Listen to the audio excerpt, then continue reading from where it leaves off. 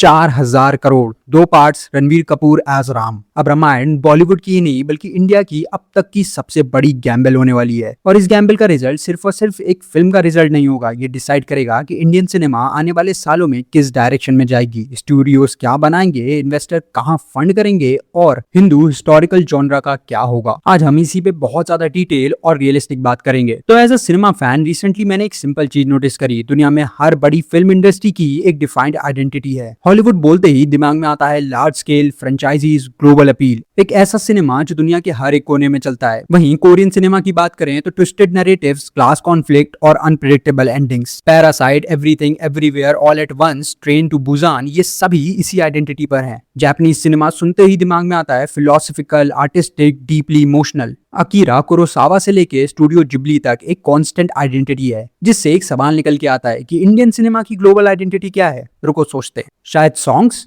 या डांस या फिर ड्रामा और कलरफुल। और ये सब गलत भी नहीं है, लेकिन ये पूरा जवाब नहीं होगा, क्योंकि ये एक एंटरटेनमेंट आइडेंटिटी है, एक कल्चरल आइडेंटिटी नहीं। दुनिया इंडियन सिनेमा को एंजॉय तो करती है, लेकिन इंडियन सिनेमा को उस तरीके से रिस्पेक्ट नहीं करती जैसे हॉलीवुड, कोरियन या जापानीज सिनेमा को करती है। और ये फर्क बहुत ज्यादा इंपॉर्टेंट है, क्योंकि एंजॉय करना एक अलग चीज है, आइडेंटिटी बनाना अलग चीज है। अब रामायण के पास मौका है ये गैप भरने का। राम जी की कहानी सिर्फ एक फिल्म नहीं है, ये इंडिया की सबसे पावरफुल कल्चरल स्टोरी है। अगर ये सही से बने तो पहली बार इंडियन सिनेमा के पास कुछ होगा जो ग्लोबली सिर्फ और सिर्फ एंटरटेन नहीं करेगा, बल्कि एक कल्चरल आइडेंटिटी कैरी करेगा। लेकिन यहाँ पे एक कॉन्ट्रडिक्शन भी है। क्या एक अकेली फिल्म इंडस्ट्री की आइडेंटिटी को डिफाइन कर सकती है? कोरियन सिनेमा की आइडेंटिटी सिर्फ और सिर्फ पैरासाइट ने नहीं बनाई, डिकेड ऑफ कंसिस्टेंट काम और उससे पहले आई कई सारी मूवीज उसके पीछे हैं। तो रामायण डेफिनेटली एक आइडेंटिटी नहीं देगी, लेकिन एक डायरेक्शन जरूर देगी। ये वो चीज है जो हम ग्लोबली प्रेजेंट कर सकते हैं। किसी भी कंट्री का सिनेमा अपने रूट्स के बिना ग्लोबली ग्रो नहीं कर सकता। बट अगर ये फ्लॉप हुई तो वो डायरेक्शन नहीं मिलेगी और शायद हमें आने वाले 10 साल उसका वेट करना पड़े। इंडियन सिनेमा ग्लोबली एंटरटेनिंग तो रहेगा, लेकिन शायद आइडेंटिटी लेस। शायद बाकी फिल्म इंडस्ट्रीज की तरह तुम उसकी आइडेंटिटी 3 वर्ड्स में पूरी तरह डिफाइन ही ना कर पाओ। और अब एज अ व्यूअर हम सबको पता है कि अभी इंडियन सिनेमा में एक फंडामेंटल प्रॉब्लम है। यहाँ पे रिस्क रिवॉर्ड कल्चर डेवलप नहीं हुआ है। हॉलीवुड में स्टूडियोज बहुत साल पहले इस बात को समझ गए कि एक बड़ा बैट अगर सही से लगाएं तो पूरे स्टूडियो का फ्यूचर बदल सकता है। इसलिए वो मार्वल पे 10,000 करोड़ लगाते हैं, इसलिए वो फ्रेंचाइजी बिल्डिंग में इन्वेस्ट करते हैं। इंडियन सिनेमा में अभी भी ये चीज नहीं आई है। यहाँ पे हर एक फिल्म एक अलग गैम्बल है, एक बहुत अच्छा और रिलायबल कनेक्टेड यूनिवर्स नहीं है, कोई भी लॉन्ग टर्म प्लानिंग नहीं है। और इस पर मैं बहुत डिटेल में बात कर चुका हूँ कि इंडियन सिनेमैटिक यूनिवर्स काम क्यों नहीं करते। अगर वो वीडियो नहीं देखी है तो इसके बाद जरूर देखना, it will be worth it. लेकिन रामायण मूवी इस प्रॉब्लम को सॉल्व कर सकती है। रामायण की सक्सेस ये सोच बदल सकती है, क्योंकि पहली बार कोई फिल्म इतने बड़े लेवल पे 2 पार्ट्स में आ रही है, प्लान्ड सीक्वल के साथ। अगर ये काम किया तो स्टूडियोज देखेंगे कि अगर तमीज और डेडिकेशन के साथ कुछ बनाया जाए, ना कि ऑडियंस का चूतिया बनाने के इंटेंशन से, तो फ्रेंचाइजी मॉडल इंडियन ऑडियंस के साथ भी काम करता है। रामायण की सक्सेस इंडियन और ग्लोबल स्टूडियोज को कॉन्फिडेंस देंगी कि बड़े बजट में इंडियन मूवीज पे भी इन्वेस्ट करना पॉसिबल है। 300, 400, 500 करोड़ की फिल्म्स जो अभी रिस्की लगती हैं वो नॉर्मल लगने लगेंगी। और कॉन्फिडेंस के साथ आता है क्वालिटी पुश। जब बजट बढ़ता है तो वीएफएक्स बेटर होते हैं, राइटिंग पे ज्यादा टाइम लगता है, कास्टिंग स्ट्रॉन्गर होती है, पूरा प्रोडक्शन वैल्यू ऊपर जाता है, मतलब ऑडियंस को जनरली बेटर फिल्म्स मिलती हैं। लेकिन इंडियन सिनेमा का एक पुराना पैटर्न भी है जिसे हम इग्नोर नहीं कर सकते। एक बड़ी हिट आती है, उसके बाद ब्लाइंडली वो चीज कॉपी होती है। और शायद इसका बेस्ट एग्जांपल होगा एनिमल और बाहुबली। बाहुबली के बाद कितनी पीरियड फिल्म्स आई, लेकिन क्वालिटी वो नहीं आई। तो सवाल यह है कि रामायण की सक्सेस के बाद क्या जनरली बेटर फिल्म्स आएंगी या सिर्फ ज्यादा एक्सपेंसिव मीडियोकर फिल्म्स? अब ये इंडस्ट्री के ऊपर है। कॉन्फिडेंस तो मिलेगा, लेकिन वो कॉन्फिडेंस सही डायरेक्शन में लगाएंगे या नहीं, ये अलग बात है। अब रामायण की कहानी साउथ ईस्ट एशिया में भी काफी जगह जानी जाती है। इंडोनेशिया, थाईलैंड, श्रीलंका, कंबोडिया, लोग रामायण और राम जी के बारे में जानते हैं। लेकिन रियल अपॉर्चुनिटी ये नहीं है। रियल अपॉर्चुनिटी ये है कि सक्सेसफुल रामायण इंडिया को सॉफ्ट पावर देती है। चाइना अपनी फिल्म्स एक्सपोर्ट करता है अपनी कल्चर को स्प्रेड करने के लिए। कोरिया ने बीटीएस और के ड्रामा से पूरी दुनिया में अपनी आइडेंटिटी बनाई है। इंडिया के पास स्टोरीज हैं, रामायण, महाभारत, शिव पुराण, जो दुनिया में किसी भी माइथोलॉजी से ज्यादा रिच हैं, लेकिन अभी तक हम उन्हें ग्लोबल प्रोडक्ट के तौर पे प्रेजेंट नहीं कर पाए हैं। एक वर्ल्ड क्लास रामायण ये कन्वर्सेशन शुरू कर सकती है कि इंडियन स्टोरीज, इंडियन सिनेमा ये सिर्फ इंडियन ऑडियंस के लिए नहीं है, बट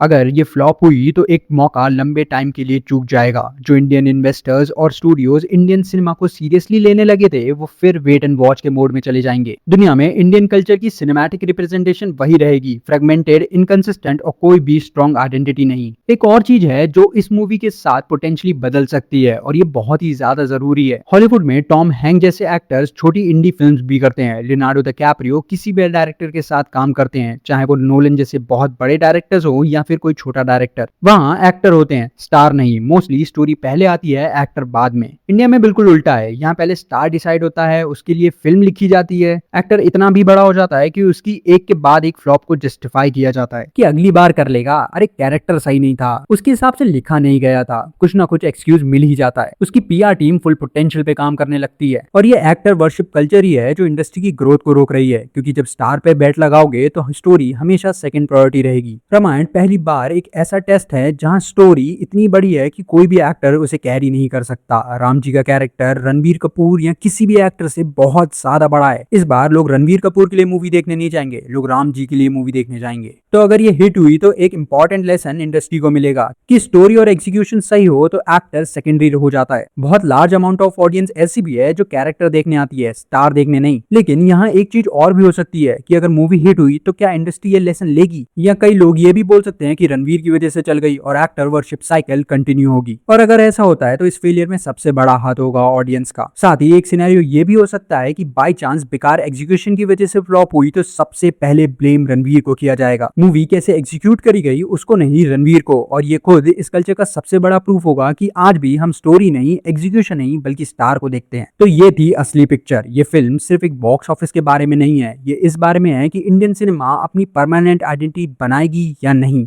एक ऐसा ब्रांड जो ग्लोबली समझा जाए, इंटरनेशनली रिस्पेक्ट किया जाए और जो सिर्फ एंटरटेनमेंट नहीं हो बल्कि एक कल्चरल स्टेटमेंट हो। लेकिन ये सिर्फ तभी होगा जब फिल्म जेन्युइनली डिलीवर करेगी। नीतीश तिवारी काफी कैपेबल हैं, दंगल इस बात का प्रूव है। रणवीर के पास डेप्थ है, इंटेंट बिल्कुल सही लग रहा है, बस अब सब कुछ एग्जीक्यूशन पे बाकी है। अब यार तुम्हारे इस मूवी को लेकर क्या ओपिनियन है, तुम्हें इसके बारे में क्या लग रहा है वो नीचे कमेंट में जरूर बताना। मेरे किसी भी पॉइंट से एग्री करते हो तो लाइक करके अपना सपोर्ट जरूर दिखाना। मिलते हैं नेक्स्ट वीडियो में।